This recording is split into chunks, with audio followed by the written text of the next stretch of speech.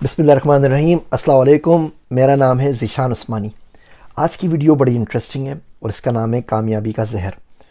हुआ कुछ यूँ कि मेरा एक दोस्त है अब्दुल्ला, मैं उसके साथ चलता हुआ जा रहा था तो रास्ते में नमाज का टाइम हो गया, हम बैठ के नमाज़ पढ़ने लगे। उसने हाथ उठाए तो मैंने कहा यार तो अच्छा मौका है, उसकी कुछ दुआएं सीख लूँगा, रट लूँगा उससे। तो उसने बड़ी अजीब व गरीब दुआ मांगी। जुम्मे का वक्त था, जुम्मे की नमाज़ हुई। कहने लगा अल्लाह साईं, वो तमाम चीज़ें जो मेरी सिफ़ात का हिस्सा हैं, जिनकी वजह से मुझे दुनिया मिलती है, जिनकी वजह से मैं दुनिया में तरक्की पाता हूँ, जिसकी वजह से लोग मेरा एहतराम करते हैं, मुझे इज़्ज़त मिलती है, शोहरत मिलती है, पैसा मिलता है, उन सब के शर से मुझे बचा। ये तमाम की तमाम खुसूसियात मुझे जहन्नुम में लेके ना चली जाएं। मुझे दीन के मामले में इनसे दूर रख, आमीन। अब वो भाई साहब तो दुआ मांग के निकल गए तो मैं परेशान हो गया। मैं डेटा वाला बंदा, मैंने कहा क्या मतलब कि जो चीज़ आपको दुनिया में फ़ायदा कर रही है, ज़ाहिर बात है वो आखिरत में ही फ़ायदा करेगी।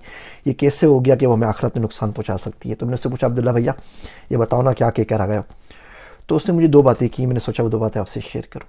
पहली बात उसने मुझे ये बोली कि हमारे माशरे में कामयाबी का जहर होता है। आप कामयाब होते जाते हैं, जहर आपकी रगों में सरायत करता जाता है, करता जाता है, करता जाता है, और एक दिन आप उसी जहर से मर जाते हैं। और जब मरते हैं तो आपको पता चलता है कि जिस चीज़ को आप कामयाबी समझ रहे थे वो भी कामयाबी नहीं थी, ज़िंदगी ज़ाया हो गई। और उस वक्त फिर आप कुछ भी नहीं कर सकते। हर बंदे के पास कामयाबी का अलग रास्ता होता है। आज आप पाकिस्तान के, इंडिया के 100 लोगों को, कामयाब तरीन लोगों को चूज़ कर लें और जाके इंटरव्यू करें आप कामयाब कैसे हुए। अब यकीन जानिए 100 के 100 की स्टोरी जो होगी मुख्तलिफ होगी और किसी ने एक दूसरे का पाथ फॉलो नहीं किया होगा और आपस में भी ना कंट्राडिक्ट कर रही होंगी। इस बंदे की स्टोरी बिल्कुल अपोजिट होगी इस बंदे से, जबकि दोनों के दोनों सक्सेसफुल हो चुके हैं। कुदरत के पास हिदायत के लाखों तरीके हैं, सक्सेस की भी लाखों तरीके हैं। लेकिन होता ये है कि जब हम किसी भी तरीके से सक्सेस पा लेते हैं, माशरे में कोई मुकाम मिल जाता है, कोई दो चार पैसे कमा लेते हैं, तो बोलते हैं हम सही हैं, बाकी सब उल्लू के पट्टे हैं, बाकी किसी को कुछ नहीं पता।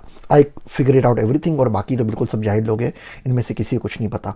फिर बंदा बोलता है मेरा, मैं कुछ नहीं था आज सब कुछ हो गया, मैं ज़ीरो से शुरू हुआ था आज देखो मैं लाखों करोड़ों के अंदर खेल रहा हूँ, क्योंकि मैंने पढ़ाई की, मैंने ये किया, मैंने ये किया। मैं आदमी गायब हो जाता है, बकरा बन के रह जाता है।